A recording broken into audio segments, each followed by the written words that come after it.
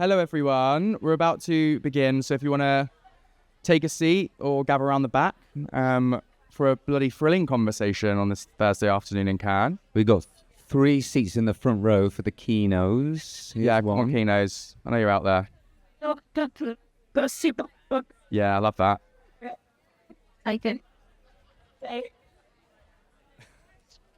Bring down the house. Go on, Tamara, get in the front row. Oh. Yeah. Well, hello, everyone. Thank you for taking the time to come out today.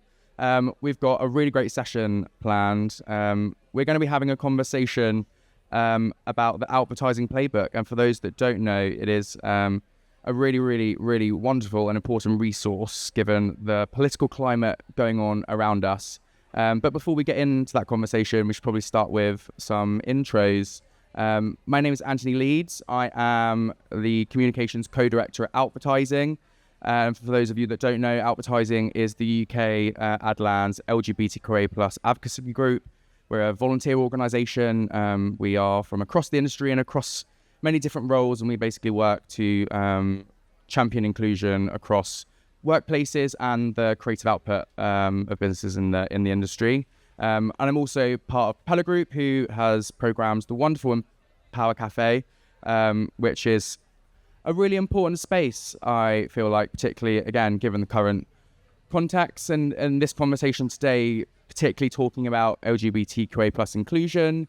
You only have to look across the street to see a lot of big businesses who, over the last kind of half a year, have been very brazen in their rollback of support for the community and D&I more generally. So this place is very apt, and I think this conversation is very apt. So before we get into it, I'd love to introduce my panelists. I'll let them do it because they can do it better than myself. So Chris, do you want to kick off with telling us who you are? I certainly will. Hello, everyone. My name is Chris Dunn. My pronouns are he, him. I am the CEO of Outvertising. That's the gay job, and the day job is head of marketing. You like that, don't you? Yeah. It's good. The day job is head of marketing at Thinkbox. So I've been kind of wearing both hats in my week at Cannes. And if you are a bit familiar with Outvertising, we're starting to become, I think, a lot more crucial in the role that we play. The climate, as you'll know it, I think this is a space of people who are more attuned to what's happening either in their own communities or other minoritized groups. But, you can just pull from the news. I think if anyone saw in Hungary, which is not too far from where we are now, have been the first European country to put into law the banning of any gatherings of queer people. So that could be a pride, it could be a community meeting. It's constitutionally now illegal to gather in numbers. The number of countries where homosexuality is illegal or criminalized has quite bizarrely gone up this year. There's actually now more countries, Trinidad and Tobago, adding to that number, and that number now sits at 64. And in the UK, we've seen the UK drop further in the annual Rainbow Map, which is a metric for legal and political justice for LGBTQI+ people. We've dropped from 16 to 22 in the last year, and in 2014 we were number 1. So this is a steady decline, though it is heavy in the news right now. This is something that has been building for some time. So it's really critical that we exist as an organization to continue our mission to drive not only representation in ads, because that's the industry we're in, but how do we make our industry more inclusive, more welcoming, a place where LGBTQI people can thrive, and we all benefit from that. Hello, everybody. Firstly, hands up if you've got a sore throat and need a pedicure. All right. My name is Nafisa Norris. My pronouns are she, her. I'm a cis woman, brown, Mauritian descent. And I did say my name, didn't I? Here we go. It's been a long week. Here we go. Start again. Right. Nafisa Norris. I'm the Membership and Engagement Account Director at the Conscious Advertising Network. And my job essentially is to work with nearly 200 of our members who range from brands, agencies and civil societies to build an effective advertising industry that works for everyone and that's inclusive and sustainable. And with that means that we tackle ad waste, fraud, promote transparency and accountability in the supply chains, and safeguard people and planet. And outside of work, I am a school governor at my daughter's infant school, mental health advocate, mentor for various organisations, the Bloom UK inclusion lead. So yeah, very much driven by inclusive representation, and sort of not only allyship but advocacy as well. See, a great lineup. I think, Chris, you alluded to some of the context of what's going on right now, and I think over the last 6 months, as I mentioned, we've seen a kind of a supercharging towards regression. I think obviously the big tech platforms have had a role in some of this stuff, and obviously the Trump administration over in the US, and then legally falling into line. But I think it's coincided, maybe fortuitously, with the launch of our Outvertising Playbook. So I'd love for you to kind of tell everyone about the journey of kind of why the Outvertising Playbook was needed, and kind of how it's come to life. It's playbook central, isn't it? Because so many playbooks. Last session, I was like, they're not talking about our playbook, are they? And I missed the beginning of it. No, this is a different one. But playbooks are good because playbooks they're about giving you the how to do stuff. And I don't think that we are lacking in intention and goodwill in our industry. But one of the things that is one of the biggest barriers I think we have for against more people getting involved in LGBTQI plus advocacy, and those, by the way, in our community and outside of it, it's not, the biggest enemy is not the bigots and the homophobes and the transphobes. They are very relatively small in number, but they create this environment of fear, and there's a majority of good people that want to do good work, but there's an incredibly powerful fear, and it might be a fear of doing the wrong thing, saying the wrong thing, being seen to be not doing quite enough. So it's that fear that we need to tackle. And I think if you can give people the case for why they should be doing what they're doing, the playbook itself starts with helping make the case. We make the business case for why LGBTQI plus inclusion is good for business, why it's good for brands, why it's good for innovation, creativity, staff retention. There are all kinds of benefits. So we give the hard facts as to why it's good for business. And if that's not enough, then we go into the ethical case as to why you should be doing this work. And we draw on the kind of the macro changes that we're seeing. And then we get into the how to do it. And that's the critical bit. Once you've got people on board, we need to provide a framework. And be that creating inclusion in the workplace, or how do you deliver authentic LGBTQI plus inclusive advertising and marketing campaigns? There's a step-by-step framework in there to do it. So really it is us saying, here's the manual, everyone can do it. And the one crucial thing about the way we design this playbook is it is for everyone. It doesn't matter if you're not in leadership, if you're not in HR, all this work does not just belong with those two sets of people in an organization. You'll be able to work through this as a democratized playbook to find your own to-do list, whether you're a CEO or you're a junior exec. And Nafisa, tell us more about how Conscious Advertising Network came into this partnership, and kind of what you brought to the creation of the playbook, and kind of how that fits into your wider scope of work. Absolutely. And echoing Chris here, inclusion is good for people and business, and it aligns very well with the work that we do. And we wanted to help fill the gap between intention and impact. And with that comes action. And we kind of, over the past, gosh, it took a while, didn't it? It was like over... It did take a long time. A long time. So please download it.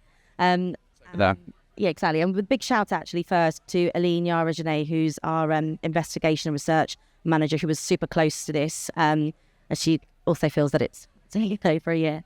But, sort of jokes aside, so Can collaborated with our membership, sort of, explained earlier, with industry leaders through various workshops, consultations, to create this playbook and guide, authentic LGBTQIA plus, campaign planning and execution. to, I suppose, to build on what you've mentioned with regards to fear, give you the courage and the tools for free to proceed with the next step. And I've got some stats here to share because we all like a stat, don't we? Here we go. So 2 in 3 Brits under 60 support LGBTQIA plus equality. You've got 65% of Americans want brands promoting diversity. And also, I mean, this one's mind-blowing, but LGBTQIA plus market worth globally is almost $4 trillion. So quick math. Money. Yeah, quick math, that's 12 zeros. Is a lot of money. Yeah. And I think that's important because obviously if you're a marketer at a brand, you always have to make the commercial case for anything that you're creating. And I think part of advertising's role is really building that commercial case. We know that doing inclusive advertising, creating inclusive businesses isn't just a good thing. It actually helps create sustainable long-term growth. And we ourselves have, I'm going to do another plug for our consumer report, which again has a load of insights into the queer consumer and how they behave around brands. But really, I think, it sets the scene for us as a powerful force for change. And we are, influencers in our own networks. We have friends and family who make decisions based on our influence. So, brands have to pay attention to us as a force. We're not, just something they can wheel out during June. But Chris, Well, they don't really do that either. they're not even doing it. I was going to ask actually, what's your kind of perspective on Pride so far? I think we're nearly halfway. We're over halfway through June. Kind of, what's been your assessment of how it's gone? Well, it's been pretty invisible compared to previous years. I mean, we did have a kind of golden period where, the 1st of June rolled round, every logo would switch, the products would come you'd see them at the till at Tesco, and it would start this really celebratory, wonderful time. And, as you could expected at the beginning of the year, it has been near silent from a lot of brands. Now, some of that might be for legitimate reasons. We hear from some brands that have done this kind of marketing or product work in the past that actually they're going back to look more internally at their processes. And if you go to the playbook and see the first framework, which is about building an inclusive business, you've got to start at the bottom. There's no point going straight to the top, which is public outpourings of support, if you haven't got your basics in place first. So actually the recommendation, the best practice is to kind of get off your platform. Have you got the right policies in place? Have you set up yourself as an organization where queer people can thrive before you then start advocating at the public level? But where we are right now, and we've discussed this as an organization, I'd probably take a few performative rainbow logos over nothing right now. And I think in the past we've been really critical of going into brands and going, what do you do? What else are you doing for the community? I know you're just capitalizing on this for a commercial reason.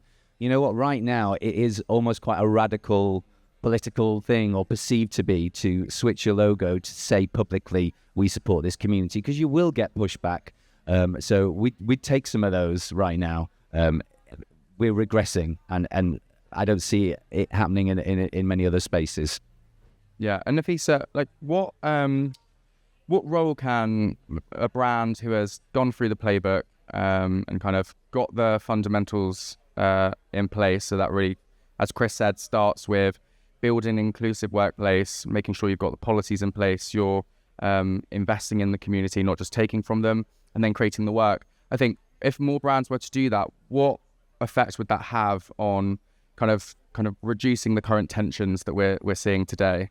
I mean, we all forget, we're all consumers, right? It's not us and then everyone else as a consumer. You kind of, you got your day job, you go home and you live your lives with your families and your friends, etc. So yes, like inclusive advertising, it bridge divides between communities through, diverse lived experiences, and that comes from an intersectional lens as well. So I know I'm an ally, but I think that everyone from the LGBTQIA plus community doesn't necessarily live the same experience, but you can empathize. So you've got that kind of moral incentive there.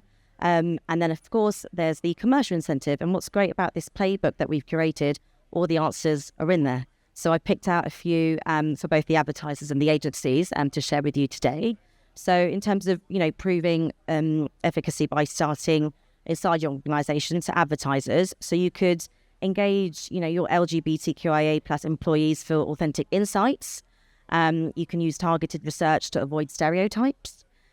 Develop clear inclusion guidelines for creative teams by using the advocacy playbook. So just, don't make assumptions. Speak to the consumers that are being affected. And then also to agencies, you can embed authentic representation by including LGBTQI plus voices in concept testing, use inclusive language and authentic casting, ensure diverse teams across all production stages. So it's not just about your output, it's about who's behind the camera as well, who's writing the scripts, everyone. And also, prepare for backlash, all right? Prepare for it. Unfortunately, this does happen, but if you're prepared, with your sort of clear PR and social media response plan, Pella here, plug for PR, then you can at least support the talent who, are featured in your campaigns as duty of care because they are on the front line. And I think that's really important to not think of pursuing something because of backlash, but to think actually there might be, but we're prepared and we're going to keep consistent and carry on.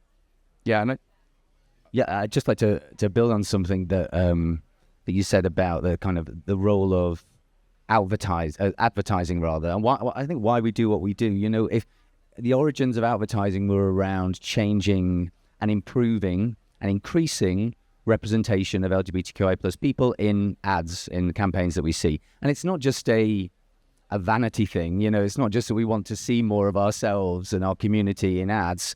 And we're in the kind of world event for advertising, but I think we all know that nobody necessarily asks to see ads in almost all environments. So advertising can get into corners that other types of content cannot get into. So there are whole parts of the population that are not opting into film or TV or stories that are positive about our community. Different types of relationships, different types of gender identities. They would not opt into that, yet, they cannot ignore an ad that is placed in front of them. So if more ads can be, times are tough for this voice today, aren't they? If more ads can feature the multitude of different kinds of people that are in our community in a positive, authentic way and frequently, it can then start to chip away at some of those stereotypes, some of those myths. It can drive that acceptance, and advertising has quite a unique role to play in doing that. I think I just want to draw on a quick example. We talk about them a lot. It's the E45 campaign, obviously Caro healthcare brand. I don't know if you haven't checked it out, you probably should, because they won the Channel 4 Diversity Award last year. And Nafisa, to your point about preparing for backlash, it's a really great case study into how a brand can bring the entire organization along on that journey to prepare for backlash. And of course there was, but from start to finish, this campaign basically did the entire playbook before the playbook existed. It was a brand that had really got everything straight, and pardon the pun, it wasn't. But also it was a trans inclusive campaign. It put trans stories at the front of the campaign, particularly right now when obviously we're sat here, I'm a gay man, but really the much of the conversation is around the trans community, and we have to make sure that their voices are heard and their stories are being told, because they are being victimized by governments and by brands and by the wider society. So if you haven't seen that, definitely go check it out, because it is a really great example. And for us as an organization, we're trying to find more of those, which is why this playbook exists, because we can only wheel it out so many times before people are like, we've seen this before, but we want more brands to be taking this journey on and and proving that, even in a kind of an organization or a sector we think that it would be impossible, it can be done with the right steps and the right commitment and authenticity in place. And I just want to come back to, obviously, we're sat here in Cannes. It's obviously a wonderful event, but a lot of the organizations here are at the forefront of rolling back D&I. I would like to ask you, what is one thing that you'd like to say to those businesses right now again, in response to their rollback or stuff that they're not doing and stuff that they should be saying? Yeah. I want to say, right, we're in Cannes. You've got talent watching. You've got consumers watching. You've got your competitors watching. Literally, look at the backdrop. You've got the red carpet behind us, right? So I really appreciate everyone here today. The schedules here are crazy, so really kind of, appreciate the allyship. But in order to switch the dial from allyship to advocacy is also action. So I would say, instead of me telling you what to do, I'd like everyone to just pick up your phone now, unless you're taking a video. If you are comfortable enough using your data, can you please type in Outvertising Advocacy Playbook, put your details, download it. If you don't want to use your data, put a reminder in for Monday to do just that. When you've got your Wi-Fi, you're at home. Can you, if you want to go a step further, put in a screen over there as well. There we go. You don't even have to type it in. We're taking the stress out for you. There's no excuse. But hey, if you don't want to use your data, there are other options. 100%. So yes, QR code. Out. And also, within your working hours, whether it's Monday, next week, put in half an hour, 45 minutes. Don't just download it. Open it up. Read it. We've spent over a year working on it. Share it. And as you mentioned earlier, it's not just for the HR and C-suite, although that does come later and that's important, but there's guidance in there for everyone in the chain. You can literally read something and think, you know what, there's something I could do differently today, and I will do that within my means.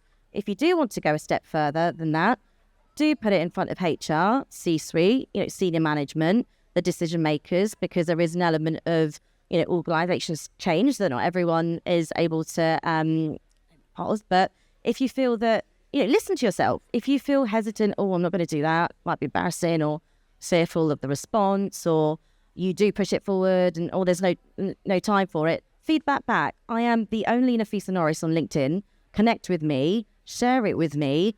If you want it to be anonymous, that's fine, and I'll feed it through via the Conscious Advertiser Network, or you can go through Outvertising. There are details as to, who you can get in touch with. Again, it can be anonymous, because with that feedback, we can work on a 2.0 version. We can work on strategic comms. We can think about, okay, well, if there is no time for this, what rooms do we need, doors open to, and do other events, or in this case, street corner cafes? Who do we need to be speaking to keep the conversation going? It's about progress, not perfection. So it's not, here's the playbook, look at it, share it. It's not a coffee book table. Coffee book table. Is that? No, coffee table book. Coffee table. There we go. I was going to roll there. Everyone understood. Sorry. Right. Rewind. Okay. But yes, it's not that. But just wider reach. And also thinking about creativity at your old. I don't know if anyone's seen Adolescence recently on Netflix. I'm not going to talk about it further, because then I will really get wobbly. I was sweaty already. But hey, if there's a way of, getting wider reach, engagement is currency. So if there's a way of landing that message through a creative that is now being shown in high schools, to kind of let the message land through grassroots. It doesn't have to just be in your organization. Great if it's BAU and it's part of everyone's new starter, package. But how can you make this message land wider? Just be creative with it. Yeah. Chris? That's what we're in the business of doing, aren't we? Being creative, yeah. Really. I'll just say, to that question on the rollback that we're seeing, and the companies and the big global corporations that are talked about in the news on almost on a daily basis. There's another one that's rolled back more. I think we have to take care that we're not too knee-jerk when we react to these things. It's a different kind of clickbait, because everyone who is involved in inclusion or believes in it, they see a headline saying so-and-so's rolled back their DEI. You go to that, and actually sometimes when you look under the surface of that, it may not be that they're kind of canning all their programs, but they are having to reposition it or relabel it in order to get some of this stuff through. And I think, in many cases, that is okay. So you have to, I think, investigate a little bit and see who is, what's your red line here that you're not willing to compromise on. An example is, Meta did some changes at the beginning of this year to their hateful conduct policy. For us, that was a line crossed, because not only did they remove some protections for LGBTQI plus people, they actually added in more things that you can say about our community now than you couldn't previously. That for me is like a conscious move to restrict our community. So that is a red line. So I think we just have to take care and make sure we investigate it. And what I would say to anyone who is genuinely rolling back, I'd say 3 things, not one. First thing I'd say is, well, more fool you, because you are missing out on this incredibly vibrant, rich, lucrative community of people. And the world is just getting queerer. That's the truth of it.